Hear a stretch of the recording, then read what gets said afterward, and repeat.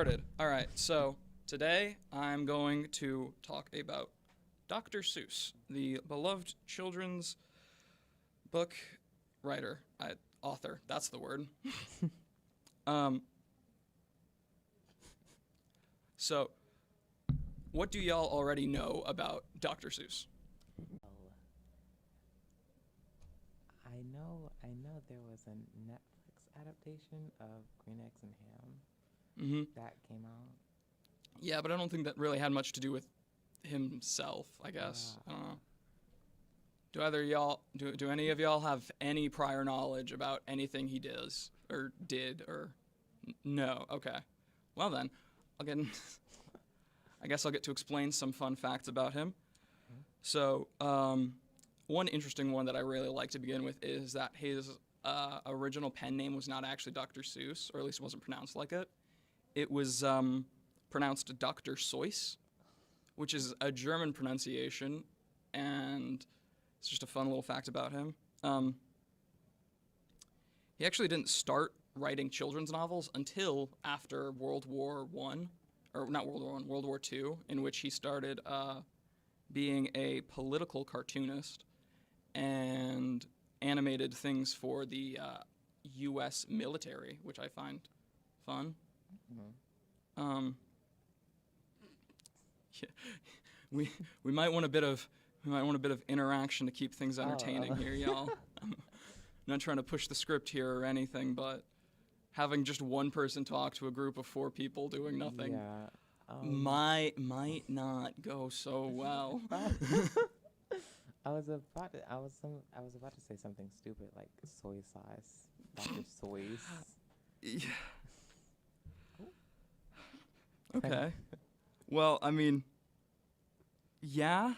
He actually wrote a poem about how it was supposed to be pronounced, just because, so many people got it wrong, but he just ended up adopting it because it's easier for kids to pronounce. But, I'm trying to think.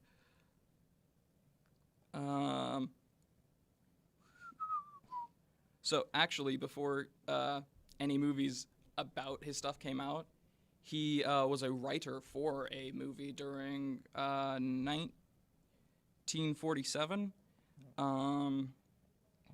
which was a writer for a documentary feature called Design for Death, which I've never seen and kind of want to watch now. What is it about? Let me see. It was an army training film about our job in Japan for soldiers occupying Japan after World War II. All right. Trying to see other fun things. So I mentioned earlier that he was a political cartoonist during World War II, but it's really interesting because it's the same art style that he does his books in. Oh. So you see basically like the Who's from Whoville making political references, and it's surprisingly uncomfortable. Wait, I'd like to see these actually. You've got a computer in front of you. You can pull it open. Yeah. I want to see these real quick.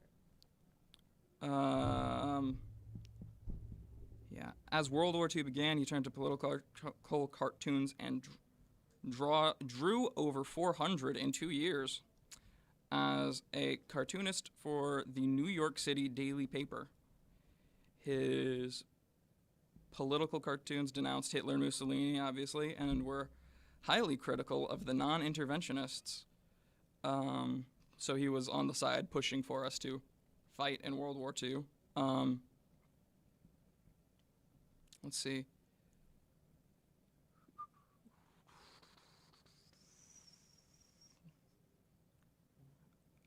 He started drawing posters for, like propaganda posters for the U.S. Treasury Department and the War Production Board, and he joined the Army as a captain, and was the commander of the animation department in the first motion picture unit of the United States Army Air Force, which I don't think anyone knew was a thing. I certainly didn't.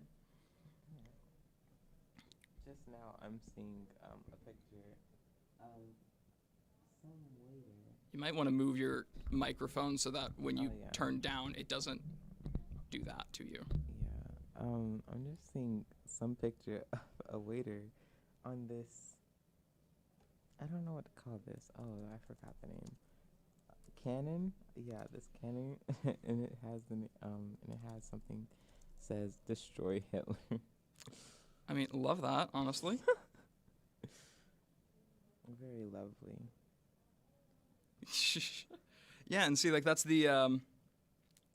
that's one of the characters from his story with like the stars on their stomachs or whatever. Oh. Yeah, he uses the exact same art style and character designs from his children's books and the political cartoons, which makes for an interesting combination that you wouldn't expect to see. That's like if you were to imagine Elmo denouncing Hitler, which, like, yes, he should if he had to mention it, but why would that ever come up? Like, your childhood is kind of mixed up at that moment once you notice. I can definitely. But they're they're amazing though. Yeah, they are pretty funny.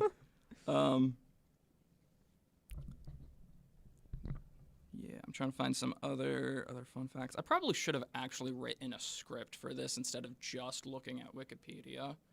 I'm starting to come to the realization we might want to work on this as a group. I mean, the more you know. Yeah. Well, this is the first time we're doing this, so. Yeah.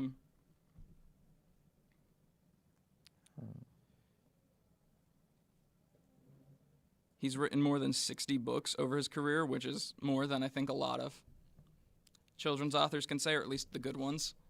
They were mostly published under his Dr. Seuss name, but he has a dozen books as Theo Lasig, which is his last name spelt backwards, because his last name is Geisel, which is also a very German thing.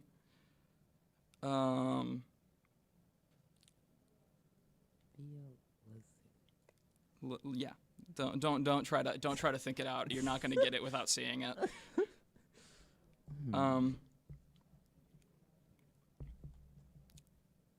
to see some other interesting things.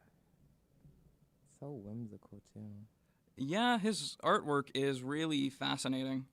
Oh,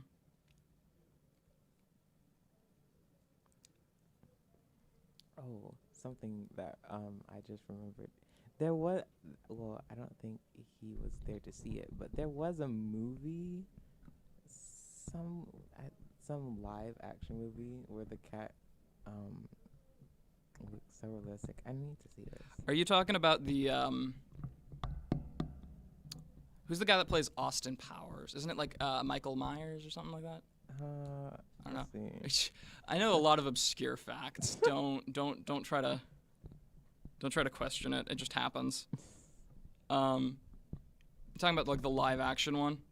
Yeah, the live action Cat in the Hat. Yeah, no, he died before that came out. Oh. Yeah, that was an abomination, and I really don't like it. Yeah, that was a bad movie. Oh yeah, no, I am scared of that cat. He could not emote at all, and the constant jokes about cuss words in it kind of Yeah. tore away from it being Dr. Seuss. Yeah. Definitely see that. And it was on Cartoon Network also. Premiered on it, I think. Strange. Oh, what a sight to behold. Yeah. All right. Well, I don't think there's much more to talk about with this specific article. It doesn't go too in depth into a lot of the things that he does. I guess that just means we'll have to plan better in the future. All right.